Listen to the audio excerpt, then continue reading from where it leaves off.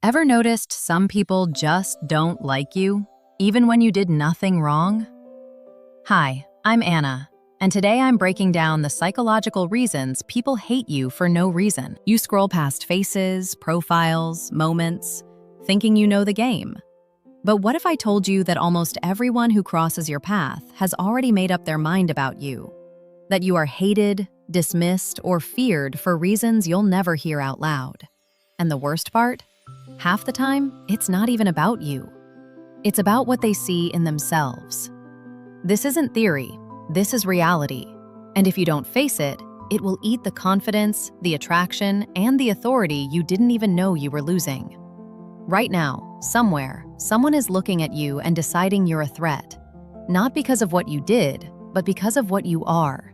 And you will never know until you see it. Here's the first truth most men never realize. People judge you without knowing you. They see you and immediately place you in a box.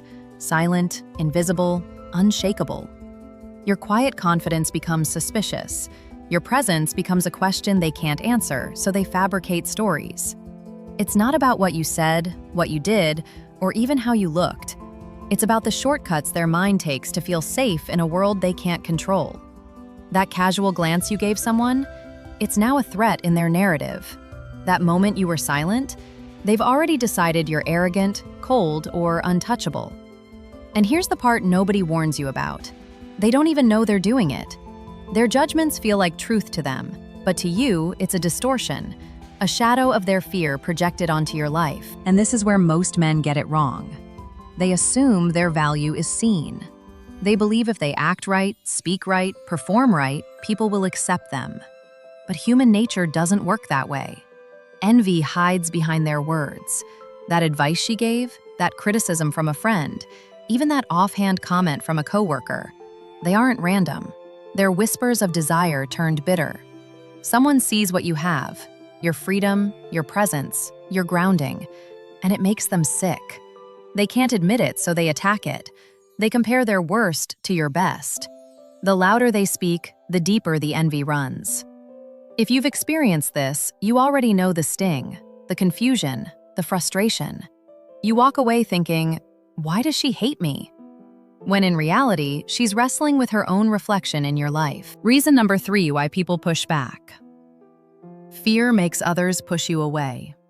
Strength terrifies people more than weakness does. When you're grounded, when your presence is unwavering, it triggers discomfort in others. They don't even understand why it bothers them. It's easier to distance themselves than to face the insecurity your stability exposes. You felt it in subtle ways. A friend growing cold, a date withdrawing. But they're not rejecting you. They're rejecting the mirror you hold up to their own chaos. And the moment you notice, it's already too late. They've created space to protect their fragile ego, leaving you confused, questioning yourself, wondering if something in you failed. Here's the hidden truth men almost never see. Projection lets them blame you. The mistakes, the insecurities, the rage, they throw it at you. Not because you caused it, but because they need someone to hold their own guilt. That outburst, that sudden coldness, that judgment, they're fighting shadows inside themselves. And you, being alive, being present, become their canvas. It's cruelly efficient. You feel attacked, unsafe, and maybe even guilty. But the reality is far darker. Their war has nothing to do with you. And the terrifying part? Most men never catch it. They take the blame. They internalize it. They start policing themselves around people who are quietly projecting their unresolved chaos. And this is where subtle attraction dies. Insecurity turns small things into big attacks. One missed text, a poorly timed joke, a quiet moment. They amplify it. Every tiny detail becomes evidence against you. The more secure and alive you are, the more it threatens them. And instead of addressing their inner turmoil, they weaponize you. The overreaction, the sudden criticism, the judgment, it's all a shield. You think it's personal, but it's an ego defending itself from its own fragility. You've been conditioned to respond, to apologize, to fix what isn't broken. But here's the truth. You can't fix someone else's insecurity. You can only survive it, learn from it, and see it before it ruins your presence. If you think this is just about others, you're missing the deeper pattern. Comparison fuels silent resentment. Men and women alike measure, weigh, and evaluate without ever saying a word. They watch your confidence, your freedom, your choices, and inside, a quiet storm brews. They will smile, nod, laugh, but beneath it, resentment accumulates. It doesn't need to be vocal to be real. Silent bitterness eats attraction from the inside out. And when it spills into behavior, microaggressions, backhanded comments, subtle undermining, it feels personal. But the truth is, they are wrestling with what they lack, what they fear losing, and what they cannot have. And you are the unwilling witness, and this is the part most men never confront. Their anger is about them, not you. That moment someone erupts, lashes out, or withdraws, it's never truly about your actions. Rage is easier than introspection. Pain is easier to project than to own. And you, standing there, absorbing it, often take it as a reflection of your worth. But in reality, it's a mirror of their unprocessed trauma, a signal flare of their own emptiness. You're a bystander in someone else's emotional storm, but the human brain makes you think it's your fault. That confusion, that hurt, it's the bait that keeps most men playing by someone else's rules. Some will reject what they can't control. Here's a hard truth. Autonomy terrifies people. Freedom makes others anxious. Unpredictable men unsettle women and men alike, not because of charm or presence, but because it forces them to confront their own rigidity. They reject what they can't predict, diminish what they can't dominate, and create narratives to make difference feel wrong. And you, if you've been misunderstood, ignored, or even vilified, you've seen this firsthand. But what most men fail to see is that resistance isn't personal. It's a reflection of the other person's weakness, not yours. And failing to understand this is how subtle hatred grows without notice, quietly, invisibly, while you keep asking why. And human nature loves labels and stories. People crave simplicity, even at the cost of truth. They see your confidence, your decisions, your presence, and they immediately start telling themselves a story to explain it. They need to categorize you, define you, so their world doesn't feel chaotic. Once the story exists, facts bend to fit it. Once the label sticks, your reality disappears under their narrative. And the cruel part? They believe it. You see it reflected in their eyes, and suddenly the world feels stacked against you. You start questioning yourself, doubting your instincts, wondering if the dislike, the envy, the avoidance has any legitimacy. But it doesn't. Not really. Here's the tension that changes everything. Understanding this frees you from their hate. Not fully, not yet. Awareness is the first dangerous step. The moment you realize that every critique, every envy-laced comment, every avoidance, every irrational anger is about the other person, not you, you can start detaching. But detachment isn't comfort. It's clarity. And clarity is unsettling. Because once you see the machinery behind their judgments, once you feel the cold precision of human insecurity and projection, you cannot unsee it. The world suddenly becomes darker, sharper, more honest. You are left staring into the machinery of other people's hate. But now, it's time to turn the lens inward. This is where most men stop looking, because the next layer is brutal. The next realization isn't about envy, fear, or projection. It's about you. The way you've let yourself be silently manipulated, overlooked, and subtly diminished. The ways you've handed away your authority without even noticing. And if you don't confront it now, every insight you just absorbed will vanish like smoke, leaving only frustration. Here's the first truth about yourself most men never face. You tolerate what weakens your presence. That silence you've given when someone crossed a line, that patience when subtle digs chipped at your confidence, those aren't virtues, they are concessions. Every time you adjust, explain, or apologize unnecessarily, you signal that your boundaries are optional. Women, men, coworkers, friends, they sense this instantly.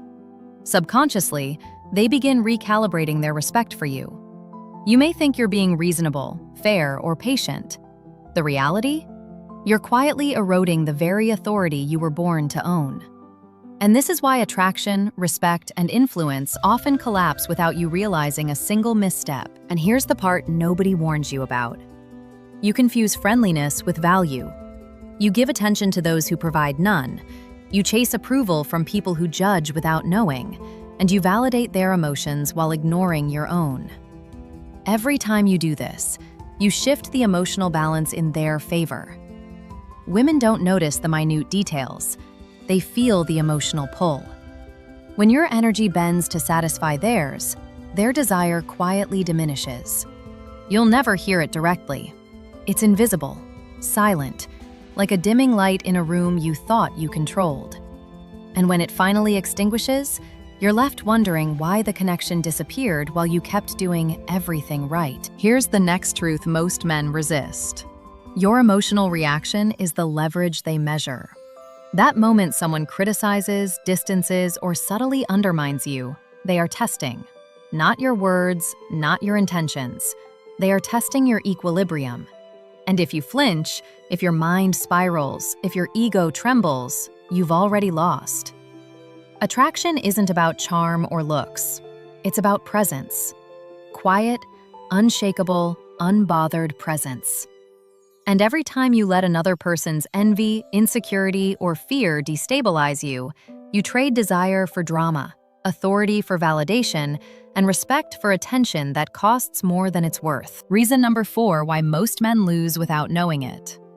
You fail to read the invisible scripts. People never speak the truth of their emotions. They act it out in micro-expressions, tone shifts, and avoidance patterns. You think a subtle withdrawal is random. You think a backhanded compliment is trivial.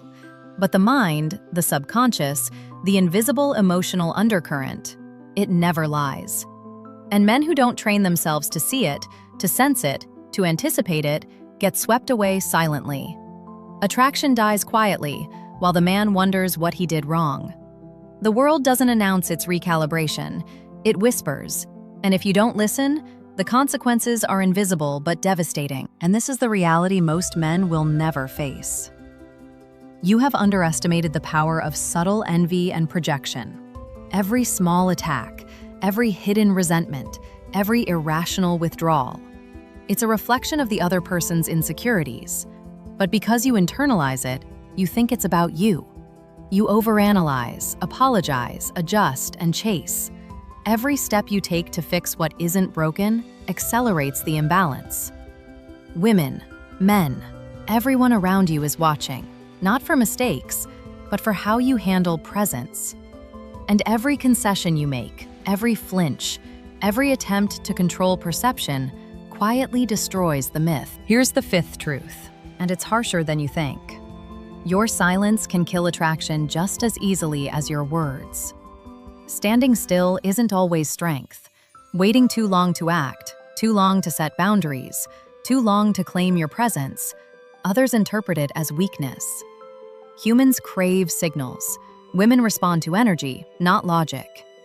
If you hesitate when you should assert, if you soften when you should clarify, if you accommodate when you should resist, desire shifts without warning. You don't get a chance to explain, argue, or reason your way back. And when attraction diminishes silently, you'll look back and remember the small moments where your own passivity stole your power. And here's why the cycle is relentless. You allow others to define your narrative. They label you, assign meaning to your actions, create stories about your character. And you, without even noticing, start policing yourself inside that story. You tiptoe, you adjust, you justify. The irony? Their story was never true, but your response gives it life. Every subtle attack, every envy-fueled remark, every projection, if you take it personally, you're feeding the myth. And attraction, authority, and respect evaporate in the space between perception and reality. The harsh truth? Most men live half their lives inside someone else's narrative, wondering why they feel powerless, unseen, unloved. Here's the part that burns the most. Your value is not in their approval, not their praise, not their smiles, not their attention. If you rely on it, you are already losing. Women and men alike sense dependency instinctively. Desire falters not because of who you are, but because of how they feel your sense of self wobble in response to their behavior. Every micro-reaction you give, hesitation, explanation, over-apology, is a signal that your self-worth is negotiable. And negotiable is the opposite of attraction, and the opposite of respect. And once respect falters, influence dies quietly, irreversibly. And the final, unflinching truth in part 2? Most of the hatred, envy, projection, and judgment you face is predictable. Predictable but unavoidable. The world runs on invisible emotional rules you were never taught. People judge before knowing. People envy silently. People fear what they cannot control. People project, compare, and retaliate in subtle, invisible ways. And the cruelest part? The more conscious and capable you become, the more it surfaces, because your presence exposes weakness in others. You cannot stop it, you cannot prevent it, and you cannot fix it. All you can do is see it, understand it, and let it no longer shape your self-worth. And here is the irreversible awareness you take with you. No one's hate, envy, or judgment can touch you unless you allow it. Their fear, projection, and insecurity are mirrors. Once you stop reacting, once you stop bending to their narratives, once you stop negotiating your presence to fit their comfort, you become untouchable in ways most men will never understand. And that isolation, that clarity, that unwavering self-knowledge, it's cold, it's lonely, it's uncomfortable, but it's the only way to survive a world that judges without reason and reacts without clarity. So here's the final truth. The next time someone hates you for no reason, the next time envy whispers behind a smile, the next time fear pushes them away, you'll see it. You'll see it for what it is, and you'll know that none of it diminishes you. That clarity doesn't come with comfort. That understanding doesn't come with approval. And that freedom from their hate is your responsibility alone. Because once you see, you can never unsee. And once you feel, you can never unknow. This is the world as it is, and this is you, finally seeing it. I hope you liked the video and found it helpful. If you did, don't forget to like, share, and subscribe for more psychology insights. Thank you so much for watching.